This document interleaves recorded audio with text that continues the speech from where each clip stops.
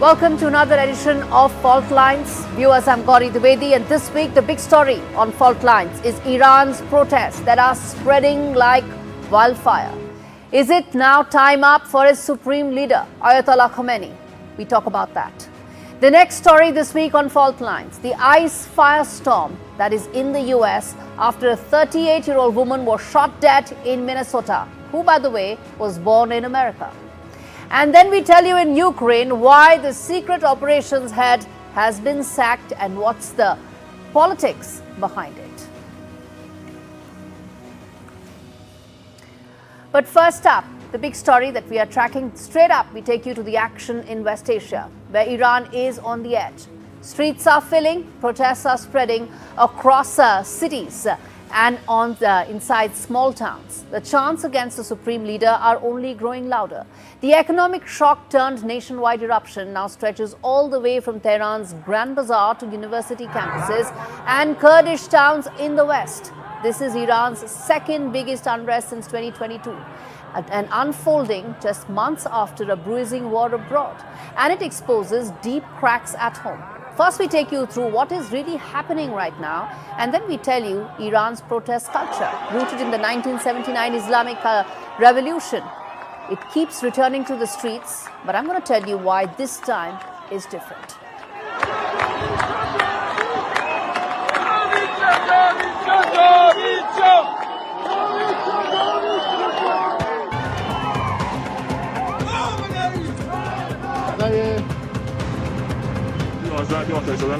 It started with the currency, the Iranian rial crashing to nearly 1.45 million to the dollar.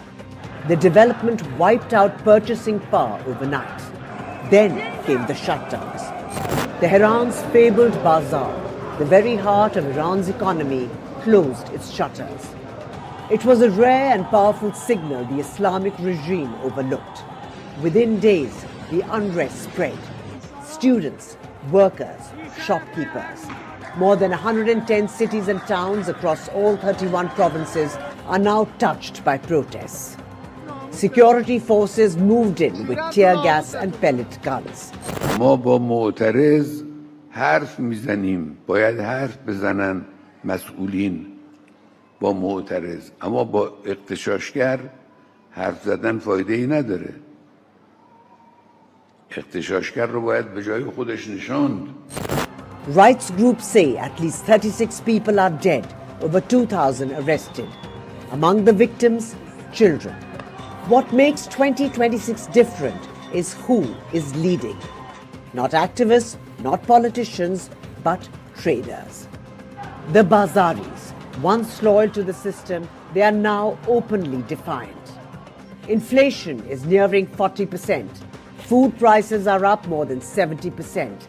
Sanctions are back in full force after last year's war with Israel and the US.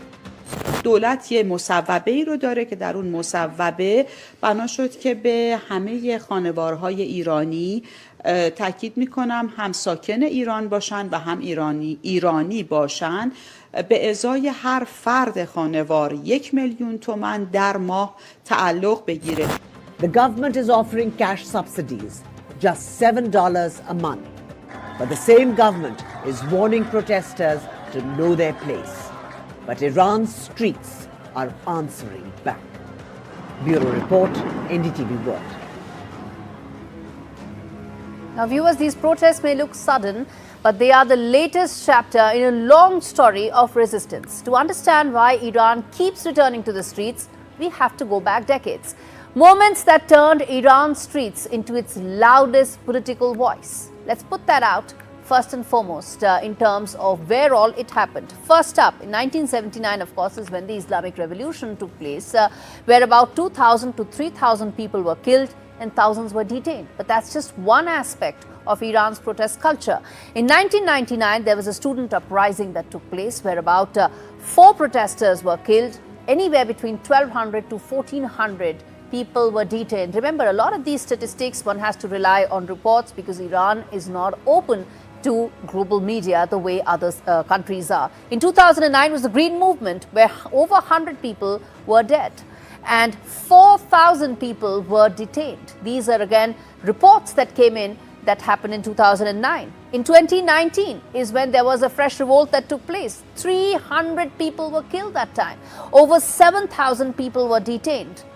Then comes the 2022 inflection point, the anti-hijab protest that rocked Iran, where about 500 people were killed, 20,000 were detained, when women came out and said that they cannot be told how they should wear their hair. But it didn't stop there. Now these protests that are engulfing Iran, 111 cities are now under Iran's protests in some form or the other, where 34 people have been killed till now, and about 2,000 people on the upper end of the average of the data that we have been detained so far, even as the protest continues and spreads across the country. Now, if you take off your blinkers to understand what really is happening, this time these protest viewers are different. When there's no food on the table, when inflation is 45%, when the currency has a run, then ideology takes a back seat. No amount of policing can hold back a people that are struggling for 2 meals on the table for themselves and their family. And what's the Ayatollah Khamenei regime bothered about? How women are wearing their hair. But that doesn't matter this time around anymore, because even the most ardent supporters of Khamenei are now backing these protests. Those who weren't doing so in 2022 are joining on the streets. Take a look, some of those videos that are coming in that tell you exactly how women, even the most conservative ones, are now part of this. And let's be clear, this will not end suddenly. There will be bloodshed, possibly more than the one that the world saw during the anti-hijab protests in 2019, when estimates were much higher than what the official data suggests. But the number this time could be higher. And let's remember, there are 2 variables to how this may end. The first and most important variable is when and in what form Donald Trump's administration will intervene into what's happening in Iran. And the second important variable is that the clarion call may have been given by Raza Pahlavi, where thousands took to streets. But the larger question is, do Iranians want to return to monarchy, or do they now want a democratic republic where they have a say in how their country is governed? And that will dictate which way Iran goes from here. Next up on Fault Lines, viewers, is a chilling number, a grim milestone. 2025 is now the deadliest year for ICE custody deaths in more than 2 decades of the authorities acting in America. Watching a record that last was seen in 2004. 32 lives have been lost, men, women from around the world. Some new arrivals seeking refuge, others who had lived in America for decades. All died while being in federal immigration custody. This as enforcement surged, detention centers filled, and oversight came under intense scrutiny. We break down what exactly happened, when it escalated, and why 2025, when Donald Trump is in office, has stood apart. First up, let's get you some of those numbers that really best tell you how things stack up in 2025 as against the years before that. 32 deaths in custody, not a small number. These are not numbers. These are not statistics. These are people. These are families being broken because of somebody deciding to act in haste. Deadliest since 2004. 22 years it's operated. What happened this year? The only thing many people are able to put together is this was a year when Donald Trump administration came to power, and this is part of their core governance agenda. 68,440 people have been detained mid-December, till mid-December. Of which, now this is very important, of which 75% did not have a criminal conviction, which means 3 out of the 4 people that I just mentioned did not have a criminal conviction. On what basis were they chosen? On what grounds were they identified? What is the criteria that is undertaken and followed by these authorities? Those are the questions, because unless they are not driven by data, then there's discretion, and whenever there is discretion, there is scope for error. And that's exactly what happened in the case of Rini Good as well. Now, as you see, in 2025 alone, ICE held nearly 75,000 people at once, 3/4 with no criminal convictions. Mind you, deaths came from heart failure, seizures, strokes, tuberculosis, and some also committed suicide. December became the deadliest month. Advocates warn overcrowding, delayed care, They are turning detention centers into danger zones. ICE insists that death rates remain low. Critics say that these numbers don't tell the human stories. Let's now trace the history of ICE, the flashpoints that shaped it, and how this year, the one that just went by, 2025, became a year that will be remembered for all the wrong reasons. Take a look.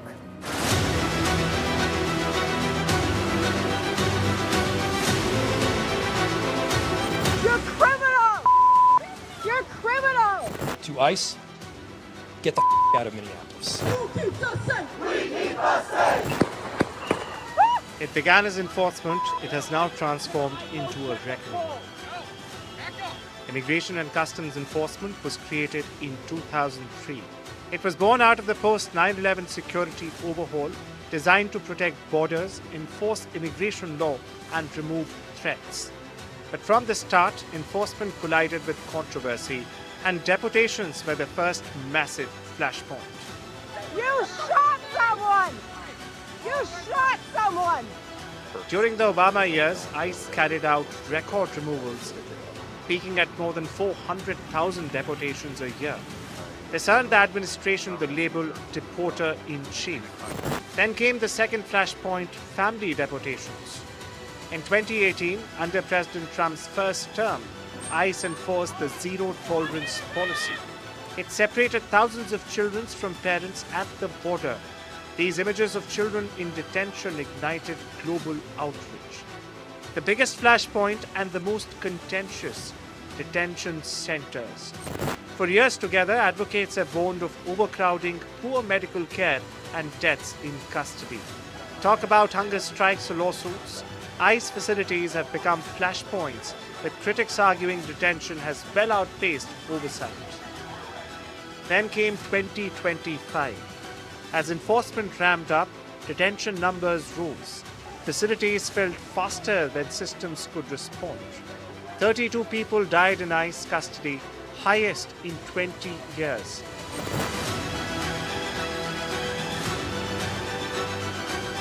Some were asylum seekers, some long-time residents, some died of heart failure, seizures, strokes, others just by suicide. Families say cries for help went unanswered. ICE disputes these claims, says care was provided and death rates remain low. But December alone saw 6 deaths, the deadliest month of the year. Clearly now, it's more about responsibility than just safeguarding borders. Bureau Report, NDTV World. Irina Sukuman joins me on the broadcast. She's a human rights and national security attorney. Irina, thanks much for speaking to me on Fault Lines. Let me start by asking you, a 38-year-old woman, mother of 3, shot at on point-blank distance, even though some conflicting reports may be coming in about the sequence of events. The question is, how is now the family of Renee Good going to get justice, and who will give her justice? Thank you so much. Unfortunately, this is not the first time someone died in police custody or as a result of federal enforcement action. Actually, the next day after this incident, federal agents apparently lethally shot 2 individuals in Portland. Lawsuits are not uncommon in such situations. Essentially, the families of the deceased or in some cases survivors of police violence sue the local authorities, or in this case it's going to be the federal government. Whether or not these lawsuits will be successful depends on the fact-finding. Irina, now is this the new template as far as the Trump administration is concerned? They're going to go after whoever they think is not or whoever they think is radical enough, aligned to the left, even though no proof is given? Is this the new template?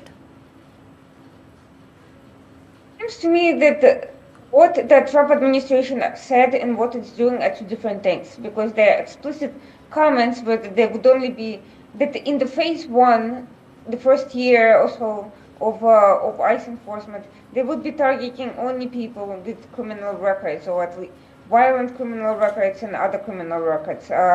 Also, they claim that they would only be targeting people involved in illegal activity during the protest. But it seems to me that hiring ICE agents who are not properly trained may be a factor more than any broad policy decision. It may be that you have people who are volunteers who do not have law enforcement background, who are not trained in the use of non-lethal force during detentions, and who then overreact to incidents that would otherwise be handled differently.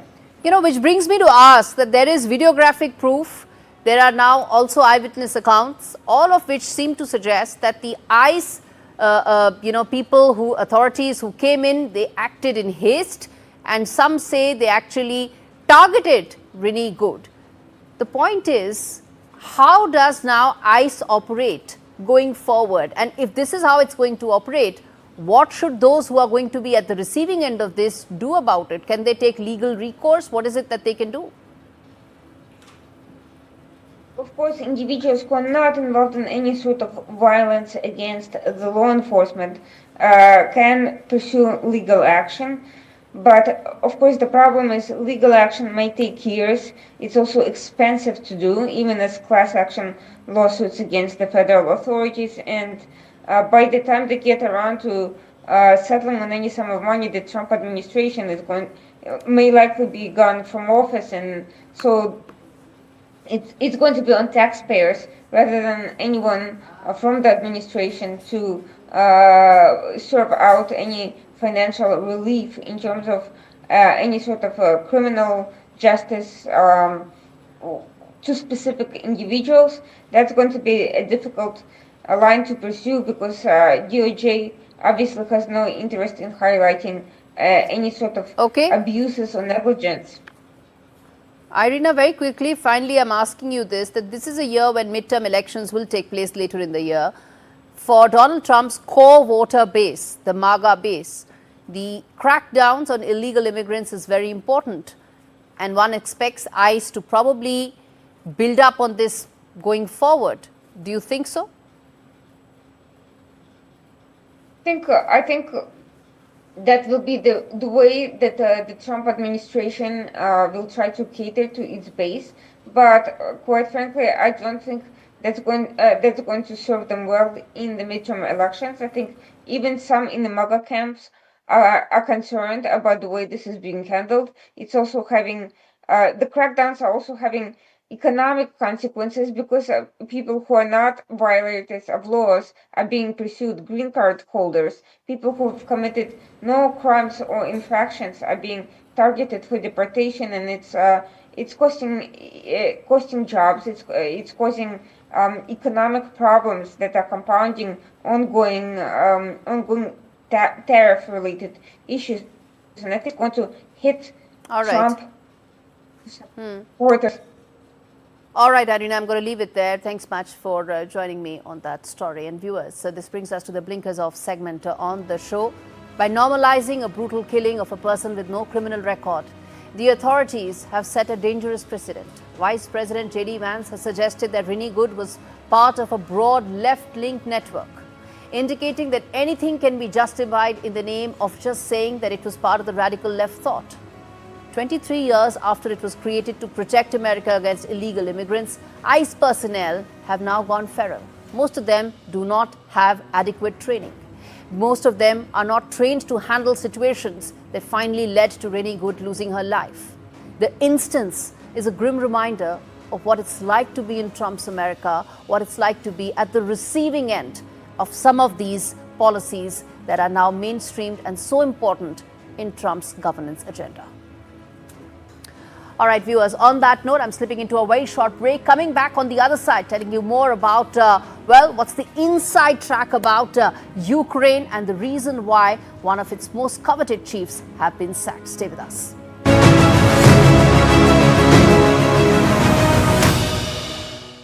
And finally, viewers, I take you to the heart of Zelensky's latest defense shakeup. And why is the Ukrainian president being slammed for removing his top special ops commander from office? The man who actually was part of the elite group that took down Russia's famed Black Sea fleet. What happened? This report answers that for you.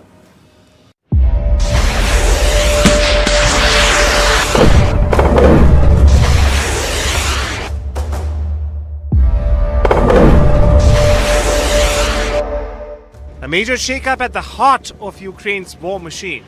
This as the fight with Russia grinds on and peace talks hang in the balance. President Volodymyr Zelensky has replaced the heads of Ukraine's two most powerful intelligence agencies, a move drawing sharp criticism from within the country's security establishment. The directors of the SBU and military intelligence, both credited with some of Ukraine's boldest and most secretive strikes, have been removed in the largest intelligence reshuffle of the war. Among them, Kirilo Budanov, the mastermind behind the audacious drone and naval attacks deep inside Russian territory. He's now been moved into the president's office as chief of staff. It's a powerful role, but one far closer to politics than to the battlefield. Ukraine's intelligence services have stunned the world, from smuggled drones hitting Russia's strategic bomber fleet to explosive sea drones crippling Moscow's navy in the Black Sea. Operations praised by allies and feared by Russia. But critics warn this reshuffle risks disrupting active operations and may also be politically motivated. Several senior generals have publicly urged President Zelensky to reverse course, warning that the changes could fracture command at a critical moment. While lauded for battlefield success, Ukraine's domestic intelligence agency has faced accusations of targeting political opponents, allegations its leaders vehemently deny. As Ukraine prepares for a long war or a fragile peace, the intelligence overhaul exposes the tension at the core of a nation fighting for survival, where power, politics, and national security, all three collide. With that, we wrap things up on this edition of Fault Lines. Thanks so much for watching.